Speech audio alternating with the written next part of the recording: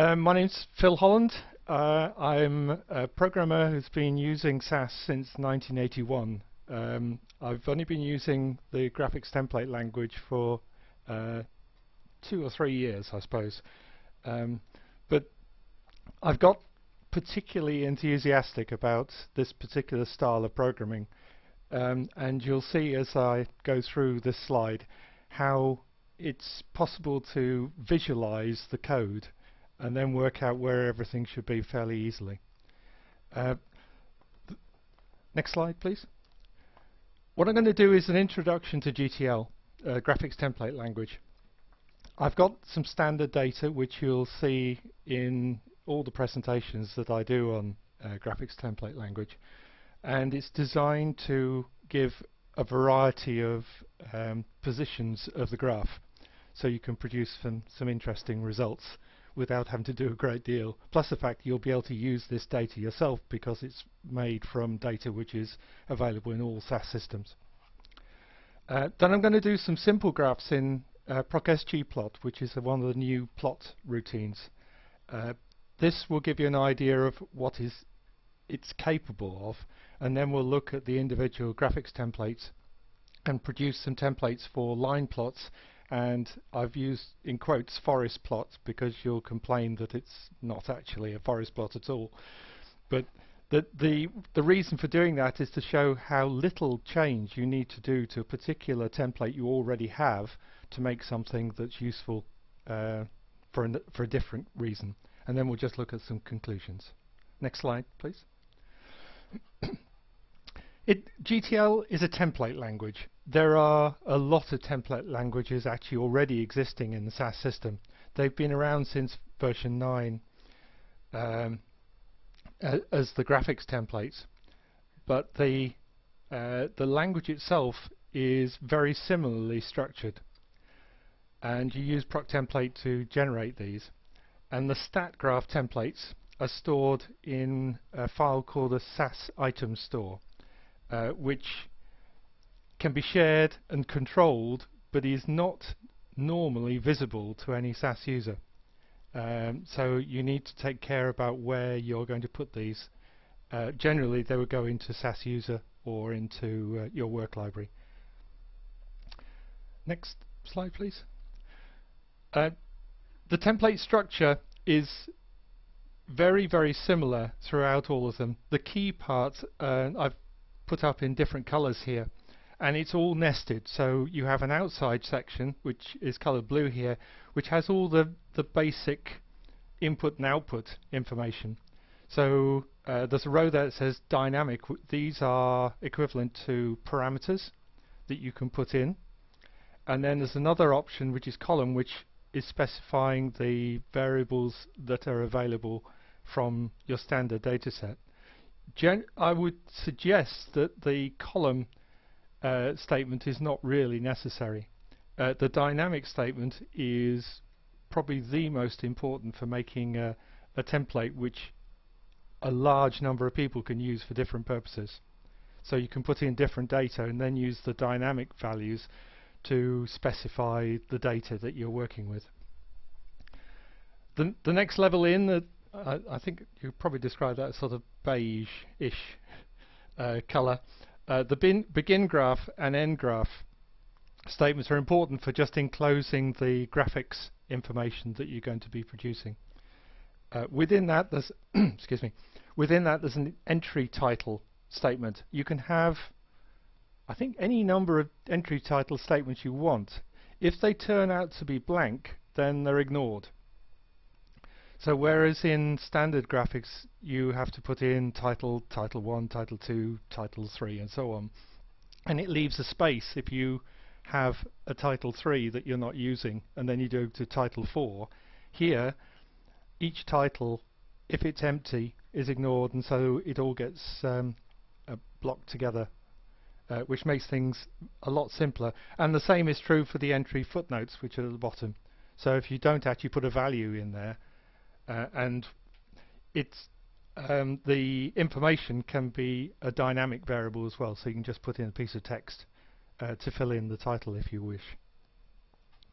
Inside there are areas called layouts, and you need at least one layout to produce a graph, but within that you can put several other layouts as well. If they're nested, then they're laid physically on top, so it is an overlay.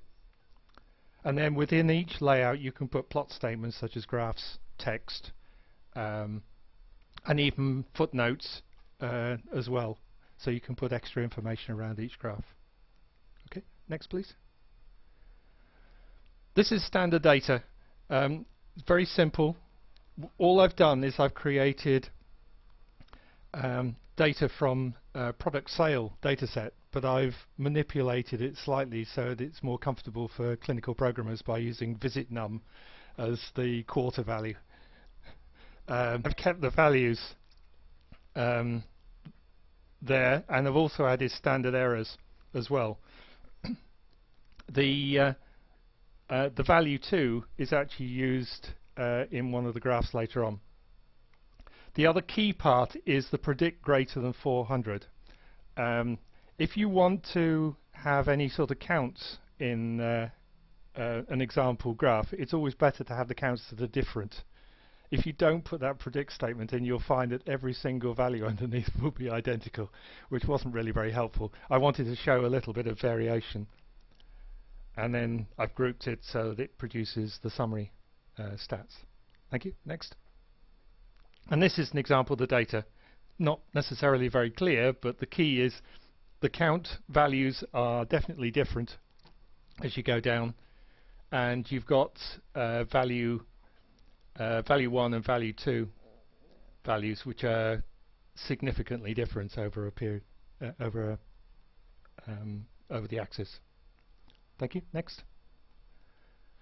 If you use that data with SGPLOT, and I'll show you in the next slide the code, which is very simple, you get a nicely arranged graph which is filling the space, and also a reasonable spacing of the axis points.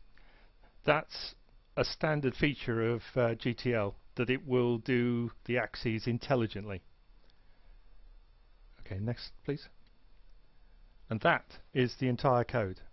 I haven't put in any G options or any other external statements. You may see that I put in ODS graphics statement on some of the code, but it's not actually necessary in most cases.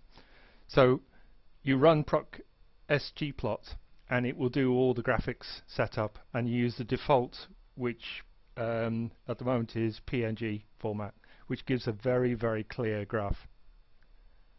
Okay, next please. And this is a template sort of framework, if you want. I've used the dynamic statements at the top, and these colors are intended so that when we go to the full template later on, you'll be able to identify different features. The green values are standard values that you would normally put into GPLOT even. So it's the X variable, the Y variable, the grouping variables, and nvar is actually a count value. And then there's upper and lower, Y upper and lower, which are the standard errors which are put on so that you can do error bars on your data. Within that you can see the begin graph and entry titles, and as I say, you can put in any number of those. In this case we've got title and title 2, which are in the dynamic statement, and maybe some more. And so the first line you could put underscore title, second line underscore title 2, and so on. Same at the bottom with the entry footnotes, and within that we're going to use a layout lattice. And the key parts here, there's 3 of them. We're only going to do 1 column, so we're effectively going to produce a graph with 2 sections because there are 2 rows. The larger one is 85%, as you can see in the row weights, and the lower one is 15%, where we're going to put the counts.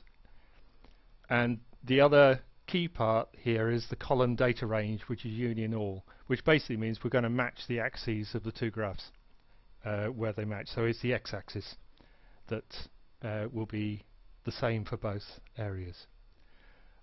The last part is we need to give the template a name, and in this case it's graphics line plot.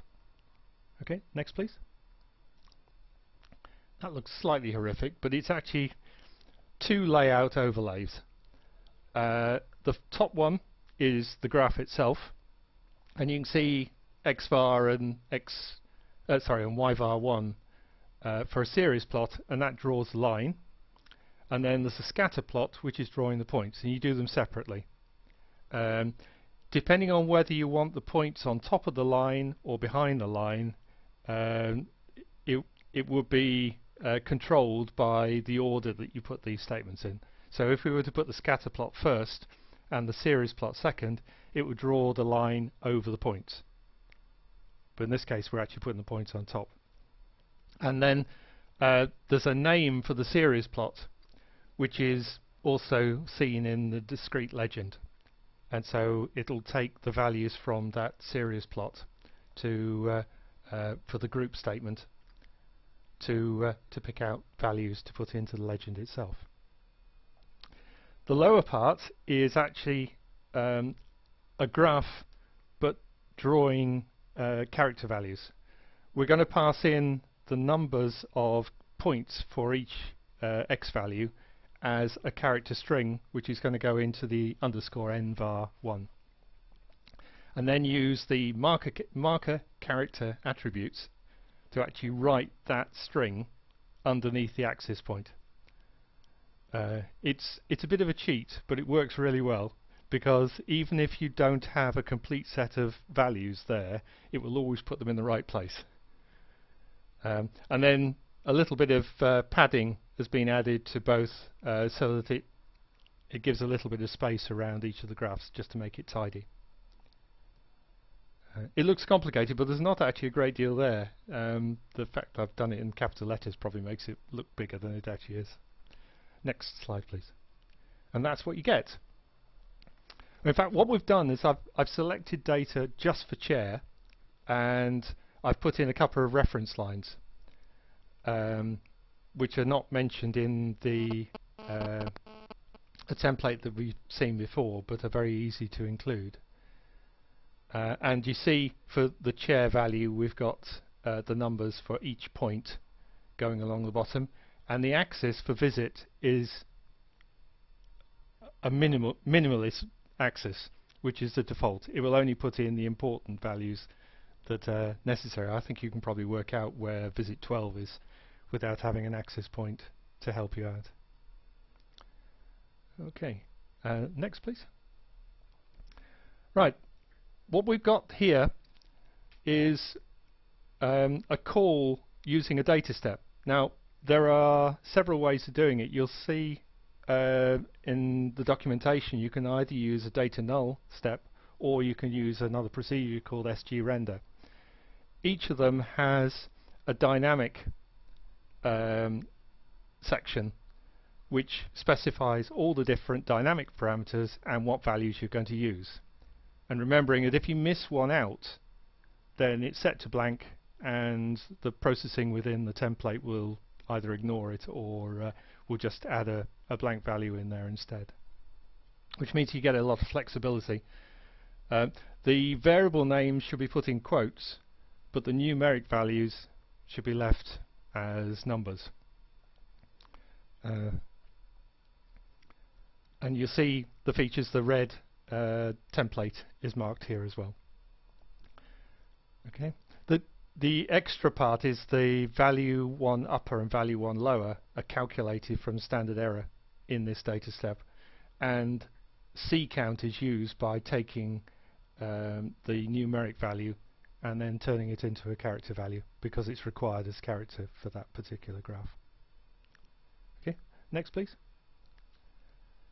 Okay, we've done something a little bit different here. We've added in 2 values instead of 1. And so you get this graph. I haven't got any reference lines this time. And you'll see in the next slide, please, that all I've really done is change the where statement and obviously the title But I've taken out the intercept values which are shown in the previous program and added the upper and lower values as we had before. So there is really the only thing that's changed is I've taken out the intercept values and then put in a slightly different where clause, and we're getting a different graph. Okay, thank you. Next slide. This is for the forest plots, and my apologies for not making a real forest plot. What I'm going to do is just replace the series plot and scatter plot with a needle plot with very thick bars. And so what you'll get is a graph with solid bars either above or below a line. The rest of the information is the same. This bottom layout section is identical to the previous template, and the top, everything else is the same except for the text, which is in blue there. Next, please. And that's what you get. I mean, if you want to turn it on its side, I suppose it could be described as a forest plot, but I haven't got any error bars on there. But you see, we've gone from, with a very, very small change to a template, to quite a large difference in the style of graph that's produced. Thank you. Next. And again, you're probably not going to be able to tell a great deal of difference in the code, other than the fact the template is different there. And we're using value 2 instead of value 1 because I'd arranged it so some of the numbers were negative, some were positive. Okay, next please. Okay, some conclusions. It is unfortunately yet another SAS language to learn. Having said that, it's not necessarily going to be for everyone to learn, because the whole point of a template is that it's a standard package that you pass your data through. So once it's been developed and finalized, then everyone can use it without having to do any more programming other than changing a template name. The template code is also quite difficult to debug because you only find out if there are any logical errors when you try to run it and not while you're trying to program it. So it does need quite a lot of detailed testing in different environments. The templates are not really that necessary for simple graphs. The SG procedures can be used to do that quite quickly. As you saw, the code is very short for that too. The advantage is definitely high quality. And you would also find that if you're running on Unix or running on Windows, you will get pretty much the same result from the same data. Now that certainly isn't true for PhUSE.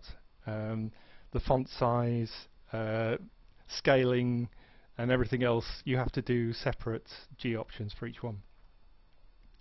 And the templates can be used to produce some fairly complex layouts. I've only shown you 2 graphs, one at the top, one at the bottom, but you can have quite complex arrangements of columns and rows to suit your particular preferences.